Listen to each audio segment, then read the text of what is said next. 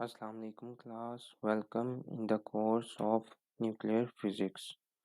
In this first video lecture, we will discuss some basic of nuclear physics and some basic terminologies related to nuclei of an atom. तो सबसे पहले बात करते हैं कुछ atomic models की जिसमें से हम जो है वो अभी न्यूक्लियर फिजिक्स में जब बात करेंगे तो बोहर के मॉडल को ही लेकर चलते हैं। लेकिन हम सिर्फ अभी न्यूक्लियस के साथ डील करेंगे और एटम्स के साथ डील नहीं करेंगे। तो न्यूक्लियस जो है वो हमें पता है कि 2 तरह के पार्टिकल से मिलके बनाया गया है और उसमें जो है मेरे पास न्यूट्रॉन और प्रोटॉन मौजूद हैं। और उसके बाद फिर हम बात करेंगे कुछ बेसिक टर्मिनोलॉजीज़ की और कुछ और कॉन्सेप्ट होंगे आइसोटोप, आइसोटोन और आइसोबार के हवाले से। इसके अलावा मैं इस बारे में भी बात करूँगा कि न्यूक्लियर फिज़िक्स हमारे लिए ज़रूरी क्यों है? हमें न्यूक्लियर फिज़िक्स की आखिर क्या ज़रूरत पड़ी? तो सबसे पहले न्यूक्लियस की जनरल प्रॉपर्टीज़ और स्ट्रक्चर के बारे में बात करते हैं। तो न्यूक्लियस जो है वो 2 तरह के कंपोज़िट पार्टिकल से बनाया गया है और जिनको हम कंबाइन करके न्यूक्लियॉन्स भी बोलते हैं। और न्यूक्लियॉन्स का जो है वो एक स्टेबल न्यूक्लियाई में आपस में रहने की वजह जो है वो स्ट्रॉन्ग न्यूक्लियर फोर्सेस हैं। एक स्ट्रॉन्ग न्यूक्लियर फोर्स प्रोटॉन और न्यूट्रॉन को आपस में कंबाइन करके जोड़ के रखती है। और इसके अलावा क्योंकि आप लोग ये देख सकते हैं आपको एक इमेज अपने डिस्प्ले पे नज़र आ रही होगी। यहाँ पे कुछ प्रोटॉन जो है वो रेड कलर के शेड से जो है वो दिखाए गए हैं और उसके साथ ही न्यूट्रॉन भी मौजूद है।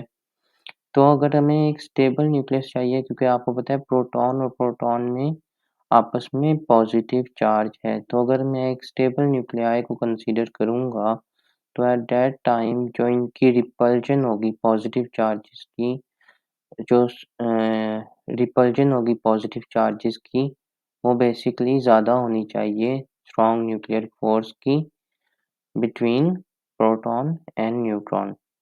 उसके बाद अनस्टेबल न्यूक्लियाई के बारे में कुछ बात कर लेते हैं। तो अनस्टेबल न्यूक्लियाइज़ जो होते हैं जैसे कि यूरेनियम का हो गया या फिर थोरियम का या रेडियम का न्यूक्लियस हो गया। ये तमाम न्यूक्लियाई अपने आप को एक स्टेबल स्टेट में करने के लिए रेडिएशन इमिट करते हैं जिसको हम अल्फ़ा, बीटा और गामा के नाम से जानते हैं। उसके बाद बात कर लेते हैं आपको एक छोटा-सा नोट नज़र आ रहा होगा बाइंडिंग एनर्जी के हवाले से। तो बेसिकली बाइंडिंग एनर्जी जो है वो एनर्जी है जिसकी वजह से हम एक न्यूक्लियस को बना भी सकते हैं या फिर उसको ब्रेक डाउन भी कर सकते हैं और आगे हम बात करेंगे कि बाइंडिंग एनर्जी के लिए कौन से चार्ज पार्टिकल या कौन-सी सोर्स जो है वो बेस्ट है।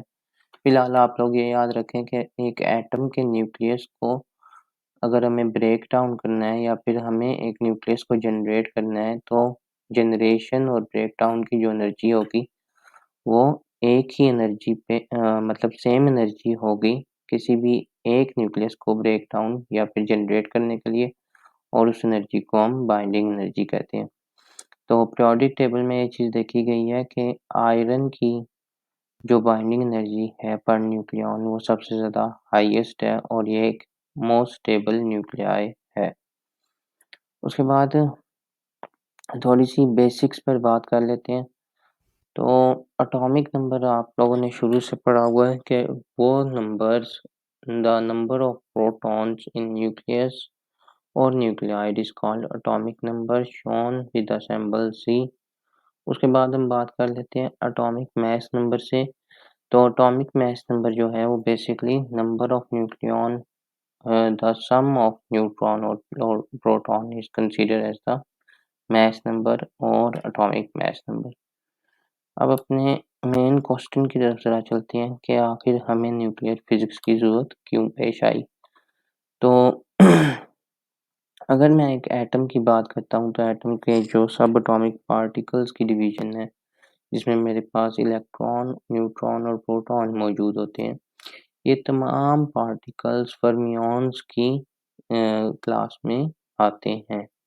फर्मिऑन क्या है वो एक अलग टॉपिक है, लेकिन यहाँ पे जो चीज़ आप लोगों ने याद रखनी वो ये है कि इलेक्ट्रॉन जो है वो एक एलिमेंट्री पार्टिकल है, जबकि प्रोटॉन जो है वो बेसिकली एक कंपोज़िट पार्टिकल है, जो कि न्यूट्रॉन और प्रोटॉन जो है वो बेसिकली कंपोज़िट पार्टिकल्स हैं। कंपोज़िट पार्टिकल्स मतलब होता है कि किसी और चीज़ से बनाए जाने वाले पार्टिकल, और ये दोनों पार्टिकल जो हैं वो क्वार्क्स से मिलके बने हैं, और अराउंड अबाउट न्यूट्रॉन और प्रोटॉन दोनों में 3-3 क्वार्क्स जो हैं आकर एक न्यूट्रॉन या एक प्रोटॉन बनाता है, उसकी भी अलग क्लासिफ़िकेशन है। अच्छा, उसके बाद हमें न्यूक्लियर फिज़िक्स की बेसिकली ज़रूरत इसलिए पड़ी क्योंकि हम न्यूक्लियस के स्ट्रक्चर को, न्यूक्लियस की प्रॉपर्टीज़ को या फिर न्यूक्लियस के कंपोज़िट पार्टिकल्स के बारे में इन्फॉर्मेशन लेना चाहते थे। इसलिए हमें न्यूक्लियर फिज़िक्स की ज़रूरत पड़ी, और उसके साथ ही न्यूक्लियस जो है वो एक बहुत मैसिव पार्टिकल है इन टर्म्स ऑफ एटम्स। तो इवन अगर हम कोई मटेरियल साइंस में भी अगर हम कोई मटेरियल या कोई नैनो पार्टिकल भी सिंथेसाइज़ करते हैं, तो उसकी न्यूक्लियस की प्रॉपर्टीज़ अहम होती हैं। अच्छा, इसके साथ ही हम बात करते हैं कुछ एप्लीकेशंस की, तो उसमें सबसे पहली जो एप्लीकेशन है, वो है न्यूक्लियर आइसोटोप्स। तो न्यूक्लियर आइसोटोप्स जो हैं वो बेसिकली आइसोटोप क्या है ये अभी हम थोड़ी देर तक बात करेंगे इसके बारे में। लेकिन न्यूक्लियर आइसोटोप जो है वो बेसिकली कोबाल्ट 60 या फिर आयोडीन 131, ये जो आइसोटोप्स हैं ये कैंसर के ट्रीटमेंट के लिए यूज़ की जाती है, जो कि हमें एक न्यूक्लियर फिज़िक्स की एप्लीकेशन में चीज़ मिलती है। उसके बाद जो न्यूक्लियर पावर प्लांट हैं जो कि एनर्जी जनरेशन और इलेक्ट्रिसिटी प्रोड्यूस करते हैं, ये भी न्यूक्लियर रिएक्शन की ही वजह से सस्टेनेबल और एनर्जी जनरेशन कर पा रहे हैं। और ये चीज़ स्टैटिस्टिकली देखी गई है कि जो एक रिएक्टर होता है वो 75 टाइम्स लेस कार्बन की जनरेशन करता है एज़ कंपेयर टू कोल, और 35 टाइम्स जो है वो कम कार्बन जनरेट करता है as compare to natural gas. उसके बाद अगर हम बात कर लें न्यूक्लियर वेपन्स की, जिसे आप सब वाकिफ़ होंगे, जैसे कि एटॉमिक बम या हाइड्रोजन बम हो गए, तो ये सारे वेपन्स भी न्यूक्लियर फिजन और फ्यूजन रिएक्शन पर ऑपरेट करते हैं। उसके बाद बात कर लेते हैं कुछ और बेसिक टर्मिनोलॉजीज़ की। तो सबसे पहली जो टर्मिनोलॉजी है वो है आइसोटोप्स। तो अगर हम 2 या 3 न्यूक्लियाई को एक ही एटम के न्यूक्लियस को कंपेयर करते हैं, तो हमें ये चीज़ देखने को मिलती है कि वहाँ पे नंबर ऑफ प्रोटॉन जो हैं वो सेम है, लेकिन नंबर ऑफ न्यूट्रॉन जो हैं वो डिफरेंट हैं, और इसकी वजह से जो मास नंबर है उसमें फ़र्क आ जाता है। एक चीज़ आप लोगों ने याद रखनी है कि जो राइट साइड पे बॉटम में नंबर शो हुआ है, जैसे यहाँ पे ये 1 शो हो रहा है, ये बेसिकली एटॉमिक नंबर है, और राइट साइड पे टॉप में जो नंबर शो होता है वो अ, एटॉमिक मास है, और यहाँ पर लेफ्ट साइड पर एक सिंबल के लेफ्ट साइड पर बॉटम में जो नंबर शो किया जाता है वो मेरे पास नंबर ऑफ न्यूट्रॉन्स होते हैं किसी भी एटम या एलिमेंट के। अच्छा, वो तमाम न्यूक्लियाई जिनके नंबर ऑफ प्रोटॉन सेम हो लेकिन नंबर ऑफ न्यूट्रॉन डिफरेंट हो, वो आइसोटोप्स कहलाते हैं। और मैंने पहले बताया कि इन सारे न्यूक्लियाई को कंपेयर करके हम ये बात करते हैं। सेम एलिमेंट के भी हो सकते हैं और या फिर डिफरेंट एलिमेंट्स के भी हो सकते हैं। अच्छा, जिसमें हमारे पास हाइड्रोजन के आइसोटोप में प्रोटियम, ड्यूटेरियम और ट्राइटियम मौजूद हैं। इसके बाद बात करते हैं आइसोबार्स की, तो बेसिकली वो तमाम न्यूक्लियाई जिनके मास नंबर सेम रहे लेकिन एटॉमिक नंबर डिफरेंट हो जाएँ वो आइसोबार कहलाते हैं। जैसे कि आप लोग अपने डिस्प्ले पे देख सकते हैं हमारे पास हाइड्रोजन और हीलियम के एलिमेंट मौजूद हैं। इन दोनों के मास नंबर सेम है on the left side top.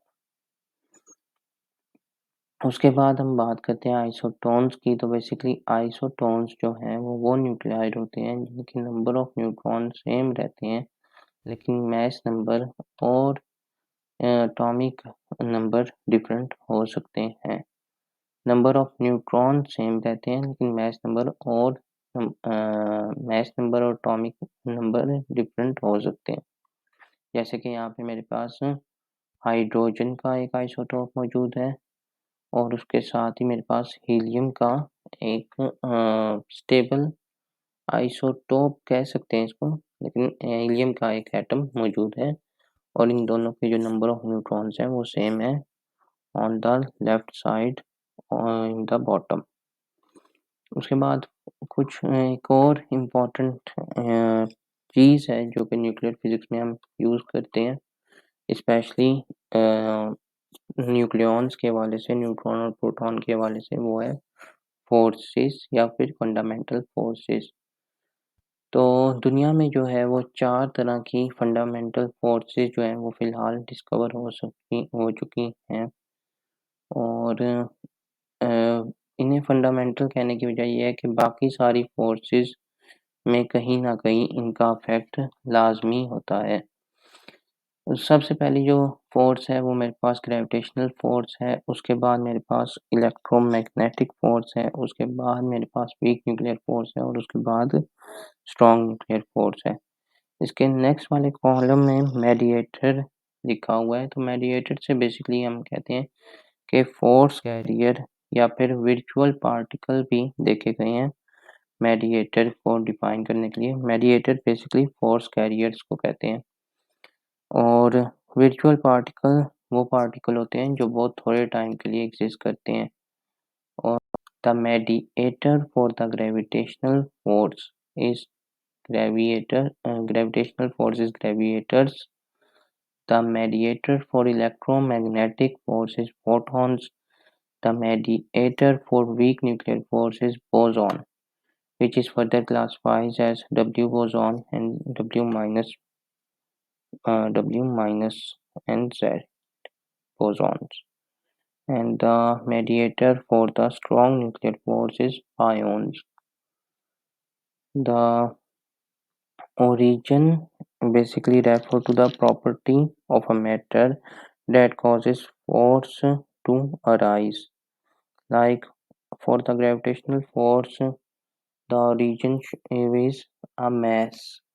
For the electromagnetic force, the origin is presence of charge particles. The weak nuclear force arises due to decay, and a strong nuclear force exists between proton and neutron.